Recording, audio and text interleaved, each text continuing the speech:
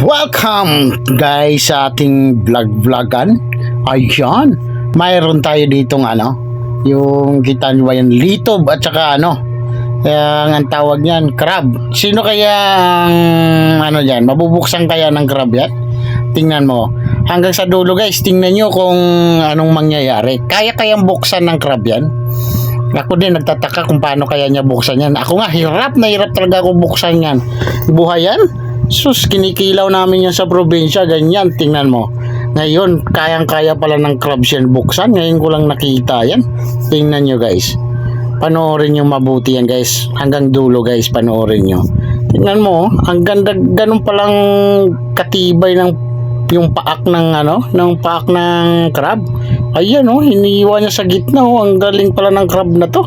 Kaya pala kag naipit ka nito ay dugong-dugo talaga yung yung kayang-kaya pala nila buksan yung mga shell na yan. Tingnan nyo pansinin nyo. Ayan bukas na ang galing pala ng mga crab na to.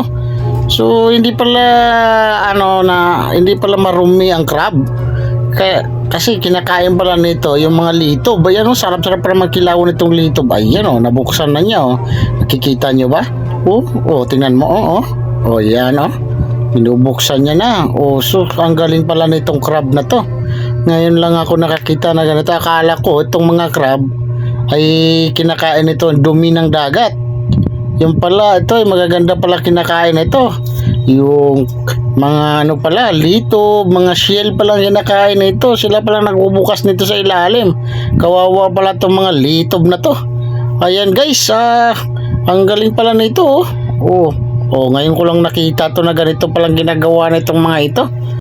Mga guys, paki-share ang follow naman para sa ating mga video at para damihan pa